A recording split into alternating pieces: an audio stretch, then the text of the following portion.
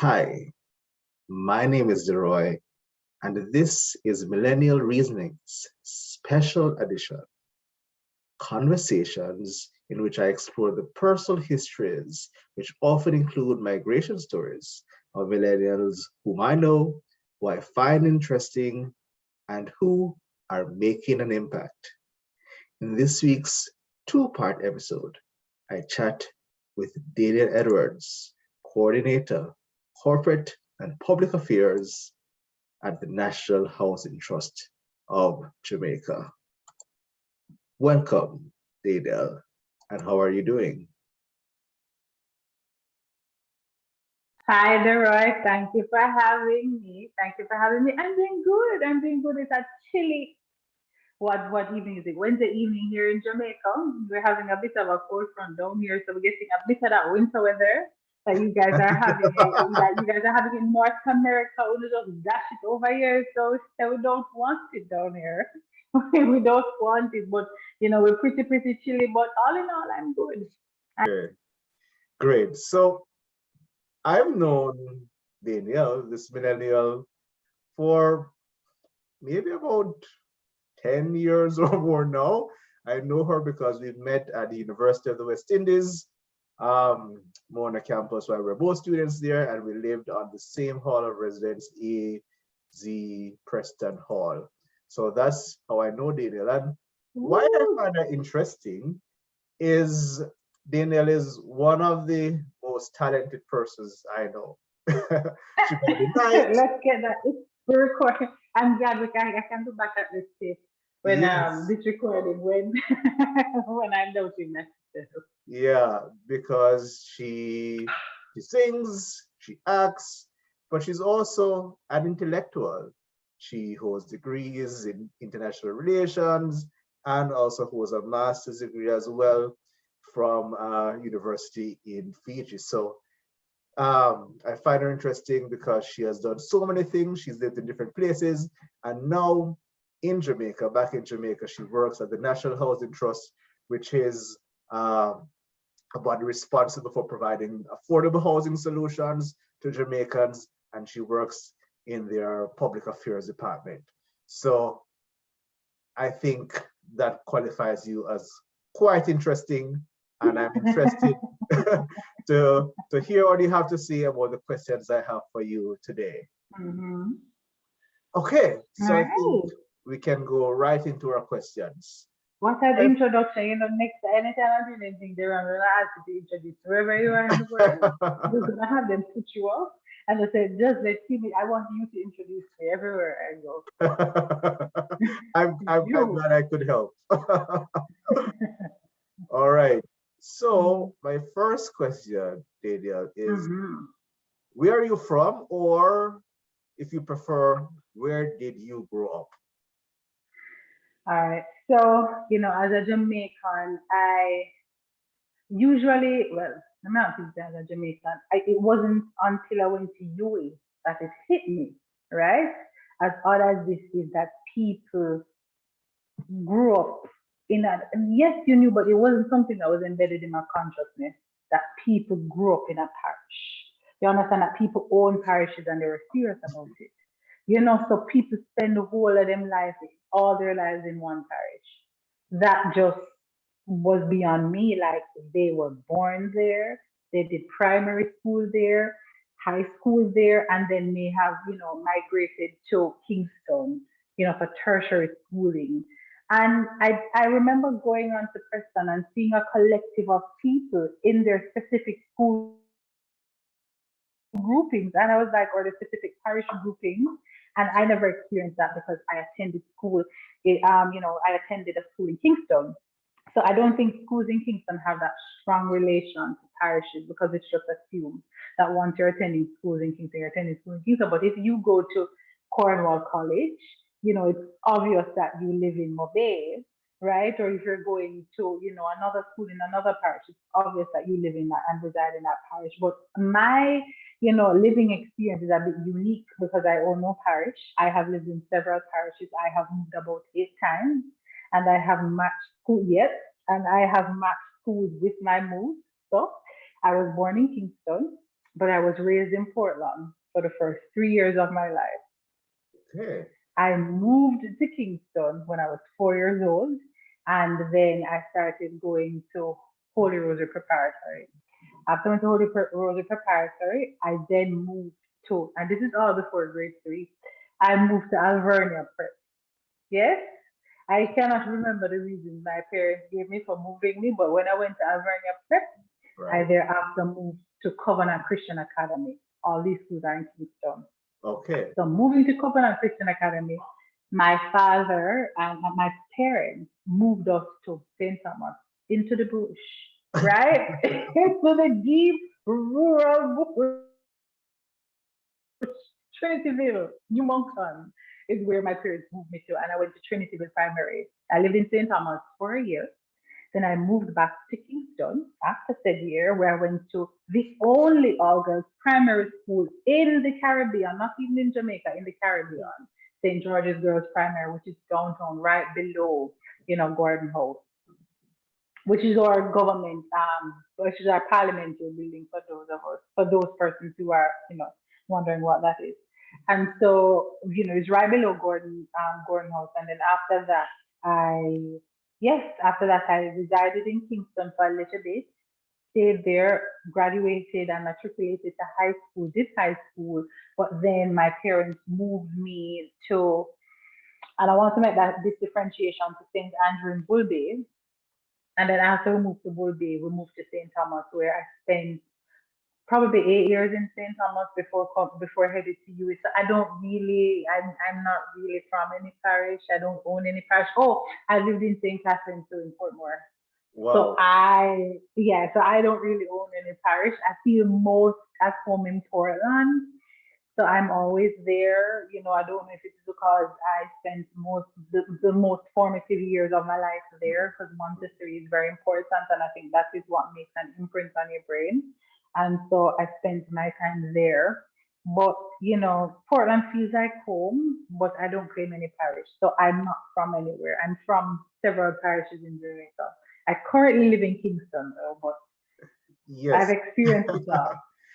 You know, one of the reasons I started this channel and started Mm-hmm. conversations is because I became interested in migration when I myself became an immigrant or Mm. migrant. And so my focus tends to be on international migration. But coincidentally, you are, I think, a perfect case study in a different type of Yes, migration, internal yes, migration yes, within Jamaica, having lived so many places. yes, That's a lot. yes. So many places over the course Oh, of maybe just your early years and then your teenage years. yes. Wow, that's quite something. And then the story doesn't stop there, because as we'll find out in another question, you've lived overseas as well in more than one place. And so I'm fascinated with people who move, people who migrate, Yes. people who Mm-hmm. don't stay in one place. And yet another reason that this conversation is so great. Okay, Mm-hmm. so Trust me. you kind of did some of that, um, uh, um, some of the describing your childhood or early Yeah. years when you talked about um, where you grew up or where you're from. Mm-hmm. But is there anything else you'd like to add about your childhood years or early years? How would you describe it? Hmm. Maybe how would you sum Yes. Mm-hmm. My childhood years, apart from a lot of movement and also boxes, it was, I would say, eclectic. It was a bit dynamic. My history and my childhood isn't something I'm ashamed of. It's something that I own up to. There were points in my childhood where I had to walk to school for miles when we lived in St. Thomas, and there are parts of my childhood where I was in a car being driven. What I will say about my childhood though is that I remember my parents being present. That I remember my parents being very present in my childhood. I was not the child whose parents allowed television to raise them or neighbors to raise them.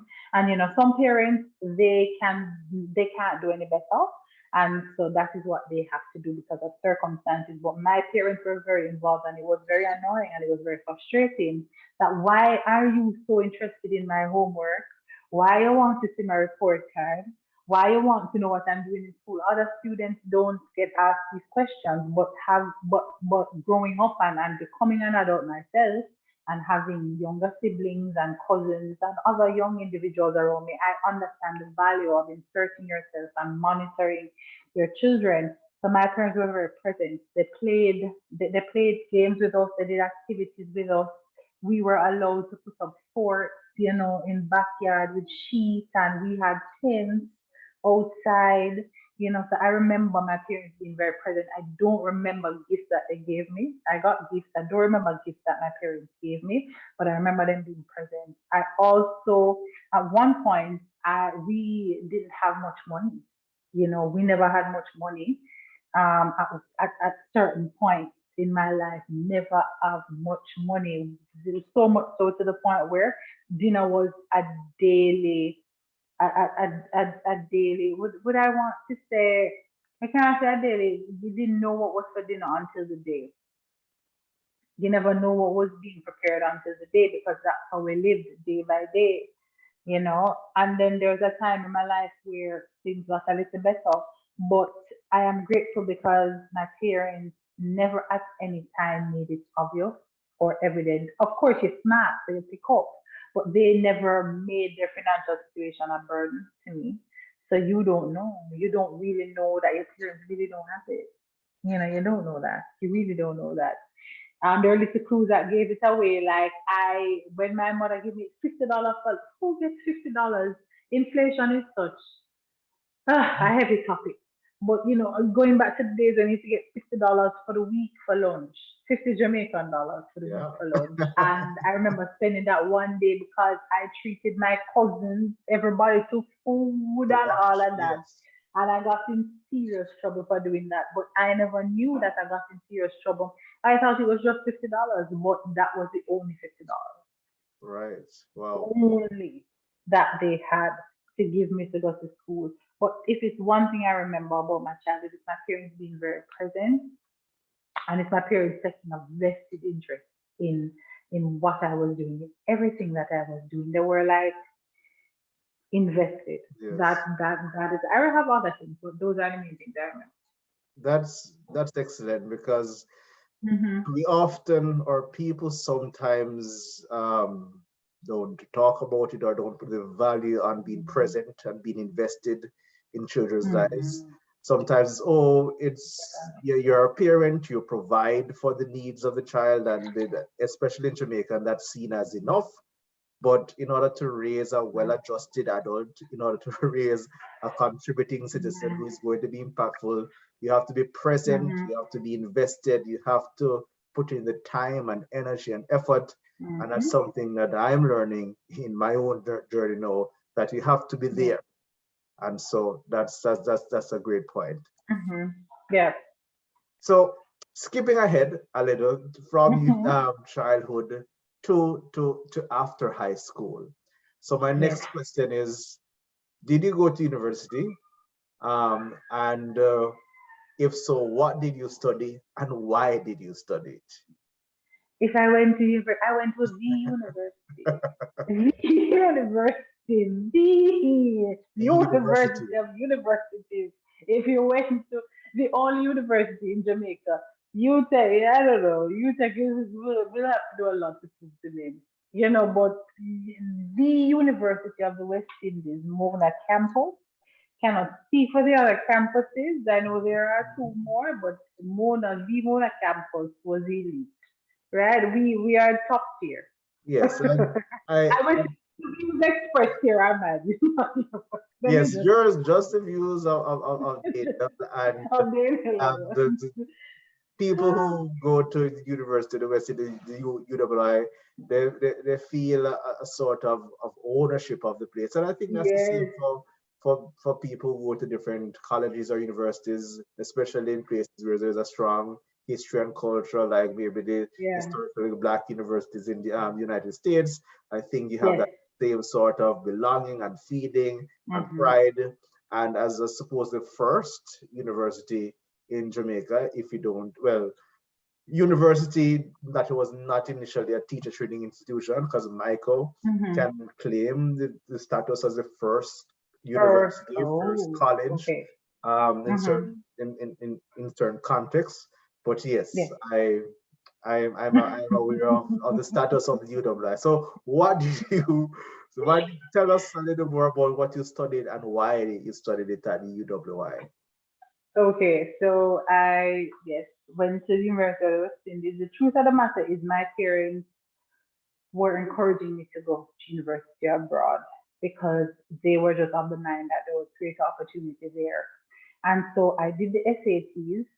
Oh, I had to crunch the SATs. As persons have a year, I had 5 months to get it right. okay. Needless to say, I don't think I got it right. I didn't get it. I did not get it right. That's I did not get it okay. right. Yes, 5 months, and all I had, I went to classes on a Saturday, and it was easy. The classes were so intense. It was from 10 o'clock in the morning until 5 o'clock in the evening. And so there were these very intense classes, and my parents, chomped together and sent me to stay with an aunt for Christmas holidays, so I could get to experience or could just visit the campuses of in Florida, because she was Okay. living in Florida, and I went to Barry University, I went to FIU, Florida International University.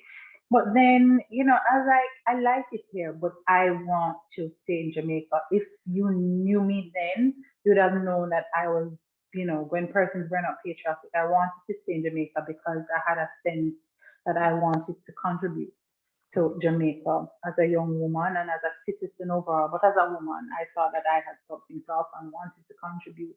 So against my parents' wishes, I said, no, I'm not gonna, I'm not gonna pursue education overseas. Not only that, it's very expensive. And It if you do is. not get the SATs right, it's gonna be expensive. It's gonna be very, very pricey, you know. So we went to UE. I remember applying to UE, not thinking much of it. I applied, and I remember collecting that letter. I remember going to the mailbox. I was living in St. Thomas, and I remember going to the mailbox and seeing this letter from University of Western. This is a very thick letter, and I can't describe the joy that you feel when you got the letter. So I studied international relations and criminology at UA. And I studied international relations because, to be honest, I had no reason to study it. My parents, again, suggested I do law. I was like, don't think law is for me. I remember scrolling the majors at UA and saw international relations. And I was like, I'll pick that one. That's the closest thing to something that I would do. And that is how I ended up doing international relations. Of course, I had an affinity for foreign affairs before that because I grew up with my father listening. So we probably have to edit that out there, right? That's okay. Let's continue. Okay. Right, so I'm telling background. So I grew up with my father listening to BBC every morning. And every there was not a day that BBC did not play in our cars.